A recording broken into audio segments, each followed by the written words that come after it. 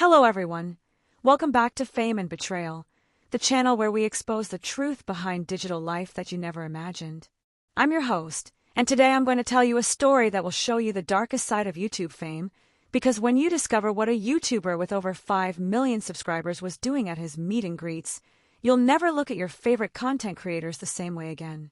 Imagine dating someone you think you know, who is charismatic, funny, loved by millions of people, but discovering that behind the cameras he's a predator who uses his fame to manipulate teenage fans. Get ready, because this story will deeply disturb you. And don't forget to hit that like button and subscribe, because this is one of the heaviest stories I've ever told on this channel. Our protagonist, who we'll call Carla to protect her identity, was 28 years old at the time, worked as a marketing manager at a tech company in Los Angeles, and had been dating a YouTuber we'll call Bruno for 2 years. Bruno was 31 years old, had over 5 million subscribers on his channel, focused on gaming content and reaction videos, and was considered one of the most charismatic and beloved creators on the American platform. Carla met Bruno before his fame exploded, when he still had only 100,000 subscribers, and she was always the emotional support he needed, helping him grow his channel, giving ideas for videos, even occasionally appearing in his content, being that perfect girlfriend that fans adored. Their relationship seemed like a modern fairy tale. You know those love stories that everyone envies? Carla was there from the beginning of Bruno's YouTube journey, saw him grow from an insecure guy who filmed videos in his mom's house bedroom to one of the biggest internet personalities in America. They lived together in a luxury apartment in Los Angeles, traveled around the world for gaming events. Carla had VIP access to everything in Bruno's life, and his fans adored her because she was genuine, caring, and clearly loved Bruno for who he was before he became famous. On social media, they were the perfect couple, always posting photos together, celebrating anniversary dates, and Bruno constantly talked in his videos about how important Carla was in his life. But as you'll discover, not everything that glitters is gold, and fame can corrupt even the people we think we know best. The whole story began to unfold when Bruno started doing more in-person events, meet and greets, gaming conventions, and live shows.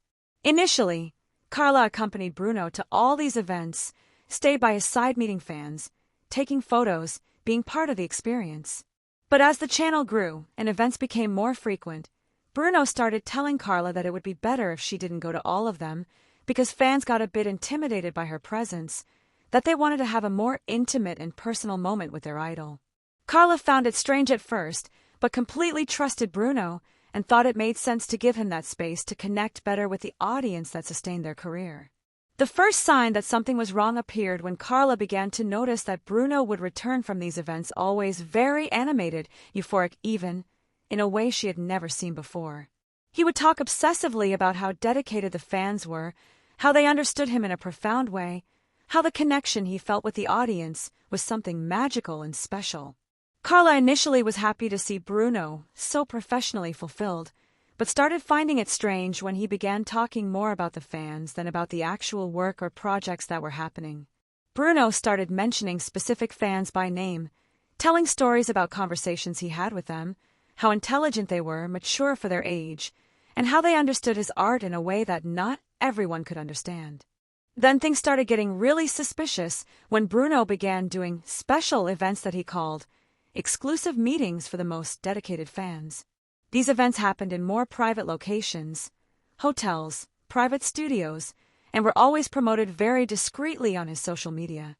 Bruno told Carla that these were more intimate events where he could have deeper conversations with fans about content creation, about his journey as a creator, and that it was a way for him to give back to the people who really supported his work from the beginning.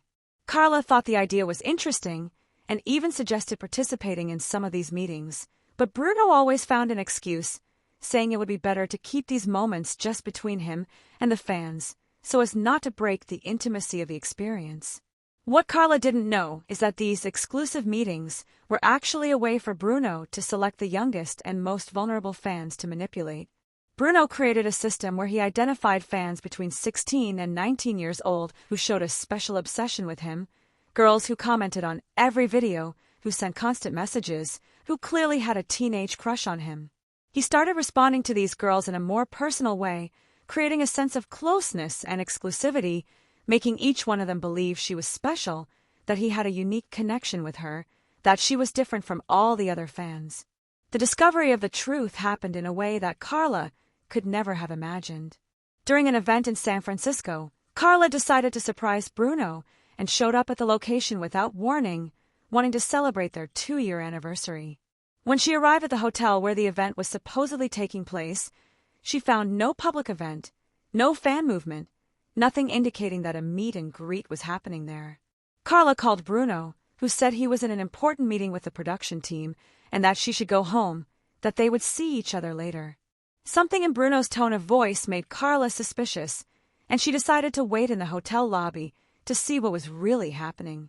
2 hours later, Carla saw Bruno coming out of the elevator accompanied by a girl she recognized as one of the most active fans of the channel, a 17-year-old girl who always commented on videos and whom Bruno always mentioned as an example of a dedicated fan.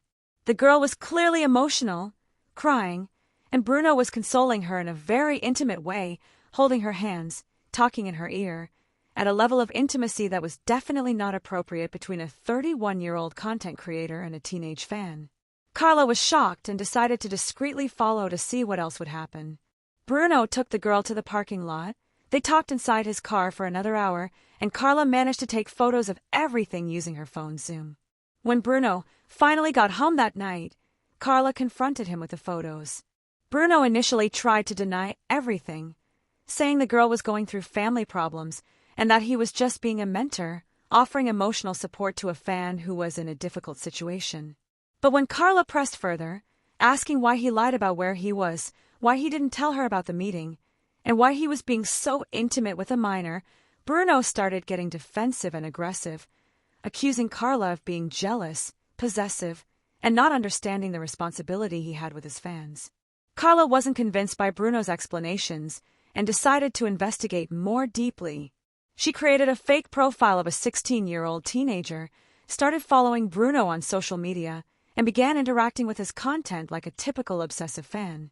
To Carla's absolute horror, Bruno started responding to the fake profile's messages in an increasingly personal and inappropriate way. He started asking about age, about where she lived, if she went to his events alone, if her parents knew she was his fan. After a few weeks of conversation, Bruno invited the fake profile to one of his exclusive meetings, saying she seemed very mature for her age and that he would like to meet her personally. Carla decided to go to the meeting in disguise to see with her own eyes what really happened at these events. She used a wig, completely changed her look, and posed as the teenager from the fake profile. What she discovered was absolutely nauseating. Bruno was holding these meetings with 5 or 6 girls at a time, all between 16 and 19 years old, and was clearly using the admiration they had for him to emotionally manipulate them. He told each one that she was special, that he felt a unique connection with her, that she understood him in a way that not even his girlfriend understood. Bruno made these girls feel chosen, exclusive, and gradually introduced physical touches, longer hugs, and sexual innuendos disguised as advice about life and relationships. The most disturbing thing is that Bruno was documenting everything. He took photos with these girls in compromising positions, recorded videos of the most intimate conversations, and Carla discovered that he had a gigantic collection of material involving underage fans. When Carla confronted Bruno with all the evidence she collected, he finally confessed everything, but tried to justify it by saying he never went all the way with any of the girls, that it was just a psychological game, that he liked the feeling of power he had over these girls, and that this didn't mean he didn't love Carla. Carla was absolutely traumatized by the discovery that the man she loved was actually a predator who was using his fame to exploit vulnerable girls.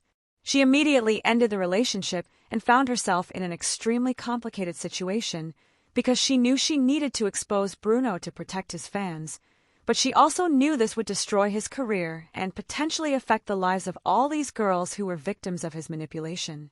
Carla spent weeks internally debating what to do, consulted lawyers, talked to psychologists, and finally decided that protecting the minors was more important than any other consideration.